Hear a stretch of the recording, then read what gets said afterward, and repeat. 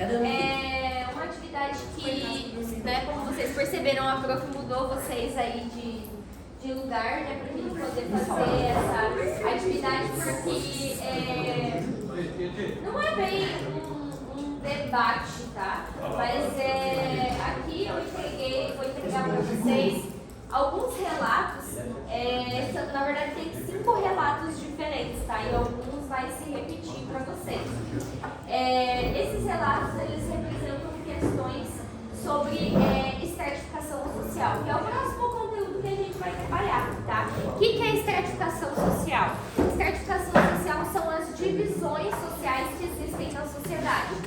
Na atualidade, existem 3 delas, né? Um que é o sistema de castas, o outro que é o sistema de estamentos, que foi no período da sociedade feudal, e as classes sociais, que é a nossa realidade, tá? Então tá muito mais baseado. A estratificação social, ela seria nada mais do que desigualdades sociais. Então esses relatos aqui, eles vão mostrar contrastes de histórias de vidas de pessoas em uma mesma situação, de pessoas que têm dinheiro e pessoas que não têm, tá? Então aí a gente vou entregar para vocês e vou dar uns minutinhos para vocês fazerem a leitura do relato que vocês pegaram, e aí depois a gente vai fazer a discussão aí com a turma toda, tá? Não sei se vai dar tempo da gente fazer todos hoje, né? Mas aí a gente faz aí até onde der, tá? Então vou entregar para vocês, leiam, né, o relato, e aí depois a gente já inicia. William, por favor. Vai. O quê? Não. Você vem aqui, eu vou pegar. Eu tenho roubado o pé morto. Não dá, né? Só se sair, viado. Tá no chão assim, ó. Já no chão. Já vai, já.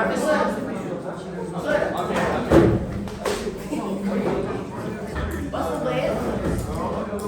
Posso cagar?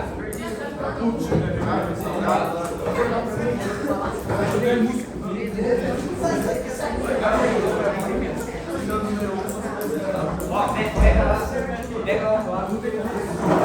Tá bom. Tá bom. Eu tenho um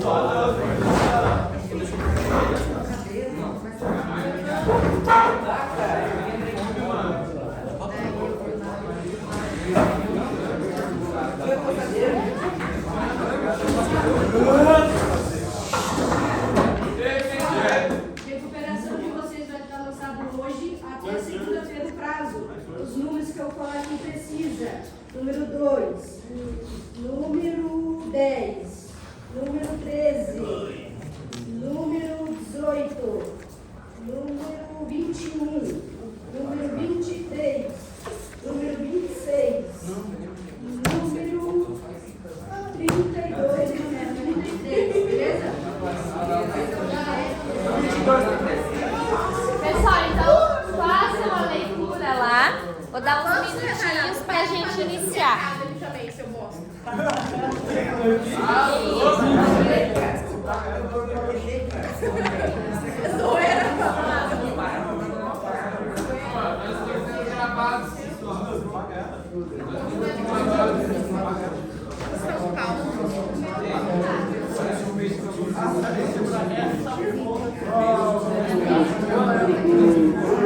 Pessoal, depois no final lá, só não esqueçam de me devolver a folhinha que eu tô usando nas outras turmas também.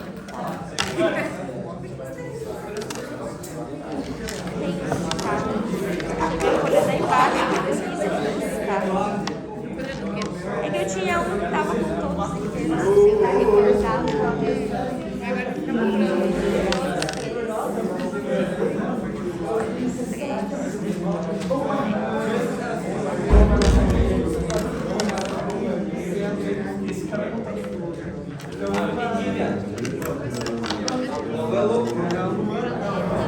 Vocês vão fazer a leitura.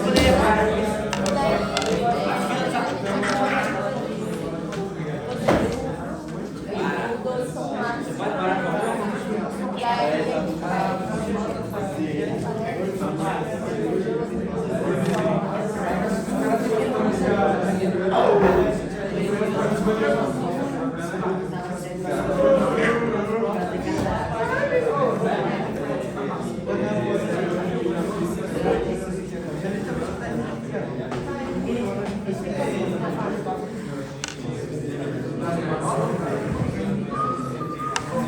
Galera? Sim? Então vamos lá. Relato número 1. Quem pegou o relato número 1? Quem tá com... Quem pode fazer a leitura pra gente lá? Posso ler? Pode. A ponte que divide São Paulo, no alto dos prédios envidraçados do Morumbi, em São Paulo. A vista alcança a favela de Paraisópolis, do outro lado da rua. Quem olha de cima vê telhados improvisados, vielas estreitas e barracos amontoados.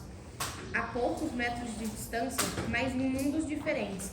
Famílias de classe alta desfrutam de piscinas, seguranças privadas e escolas bilíngues para seus filhos. Do outro lado, muitas mães enfrentam um esgoto a céu aberto, a ausência de áreas de lazer e o medo da violência. As crianças de Paraisópolis estudam em escolas públicas superlotadas, onde faltam professores e material didático. Já os filhos dos moradores do Morumbi chegam à universidade com aulas de reforço, intercâmbio e tecnologia de ponta. A ponte que liga os dois bairros é também a metáfora mais visível da desigualdade. Quem atravessa de um lado para o outro percebe que não é apenas uma rua que separa os dois mundos, mas séculos de distâncias sociais. E aí, aonde está o contraste de classe dentro desse relato? Não, muda a diferença da ponte pra cá. Exatamente. Ai, eu vou colocar ali. Esqueci. Então, assim, ali... Vocês conseguem... Deixa eu só colocar pra cá pra ver.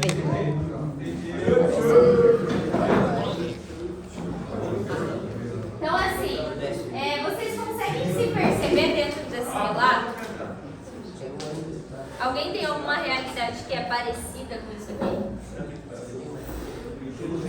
Ali, ó, ele tá falando da questão do Morumbi, né? Então fala sobre a classe alta e baixa, e aí, né, a ponte que está dividindo essa questão de desigualdade, né? Então não é só uma questão de um limite físico que divide ricos e pobres, né? Mas tem outras questões que também entram aí. Fala sobre a questão da educação, principalmente. E aí, essa outra questão aqui fala sobre... Eu não sei se vocês se lembram, mas eu lembro de ver uma imagem assim que era bem comum nos livros de história, até de sociologia também, que é a imagem onde tem um muro e um prédio, assim, que todos os andares têm piscina, que é um condomínio de luxo, e do outro lado do muro é a favela, né? Então ali ele mostra essa segregação física, né? Tem um muro que divide quem tem e quem não tem. Mas será que é só essa barreira física que a gente vê aí ou não? Quando fala da escola, por isso que eu perguntei se vocês conseguem se ver dentro desse relato aqui. Tá. Tem um filme indígena que eu vi, de indígena indiano. Aí uma das cenas do filme é sobre duas crianças amigas. Aí elas são bem amigas durante o filme. E lá perto do final do filme elas se separam porque a menina a família vai viajar para o exterior para ela ter uma educação melhor. E aí retrata a diferença que ela subindo uma escada cheia de cor e o que ela fazendo uma curva, uma bem. Exatamente, né? Tem uma outra imagem também que retrata a escadinha, né? Aí os degraus da escola pública, tipo aqueles degraus bem altos, e o da escola particular cheio de livros, dinheiro, né? Tudo facilita esse acesso. Ali ele fala sobre, escolas superlotadas, falta de professores e materiais didáticos. Vocês conseguem perceber isso aqui ou não? Eu percebo que que é uma escola recente, né? Então, formei em 2014, então é uma escola que foi construída mais recentemente. Então, não é uma escola assim, um prédio antigo nem nada, e ela já foi construída com o objetivo de atender a questão dos cursos técnicos, né? Então, vocês têm os laboratórios, tem 2 laboratórios de informática, né? Assim, a questão de informática, então, a estrutura de vocês é ok. Mas antes de vocês chegarem até aqui no CEP, as escolas que vocês estudaram antes de vir para cá? Vocês venham perceber essas realidades.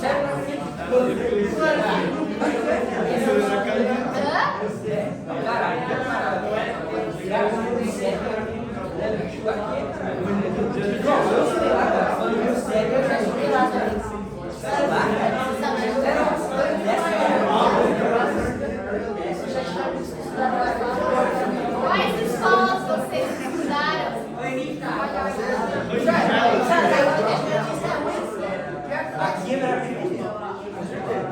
Então, assim,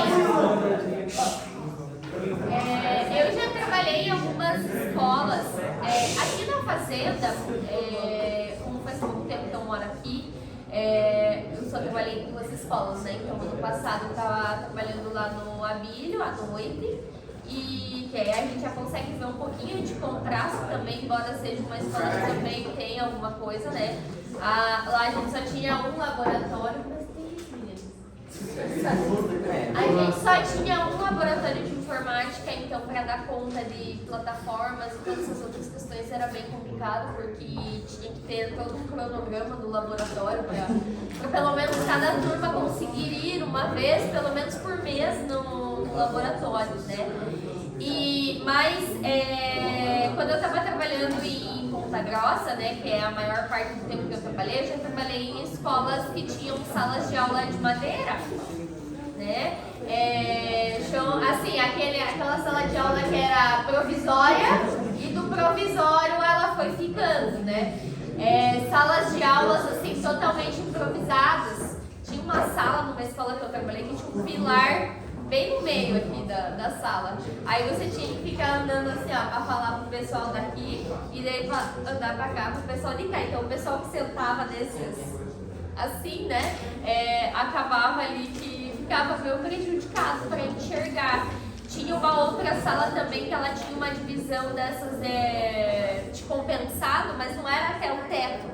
E aí a sala dos professores era dividida com essa sala. A sala dos professores era aqui e essa sala era do outro lado. E aí você ouvia tudo, o barulho de lá, e eles ouviam tudo, o barulho de cá. Era horrível dar aula naquela sala, né? Salas de aula, escolas sem quadra, tá? Sem quadra, sim, nada, né? Não é nem aquela quadra, vocês ainda tem quadra coberta, né? A maioria das escolas, algumas têm quadras, mas não são cobertas, né? Então, essa questão aqui da estrutura, ela afeta um pouco. Mas quando a gente vai olhar para as escolas ali particulares, né? A gente vê que o foco ela vai ser diferente, né? Aí não é só estudar na escola particular, mas é você ter acesso a fazer curso de inglês, é você ter acesso a ali dar o exemplo do intercâmbio, né? Agora o Estado está começando a fazer, né? Começou a fazer esse projeto do Ganhando Mundo, mas assim, são algumas pessoas, né, de poucas escolas que acabam indo. Mas a possibilidade de você ter essas oportunidades que teoricamente a gente não tem, e muitas vezes não é só por questão também financeira, mas é por questão de tempo hábil mesmo, né? Porque muitas das vezes saem da escola, vão trabalhar, né? Então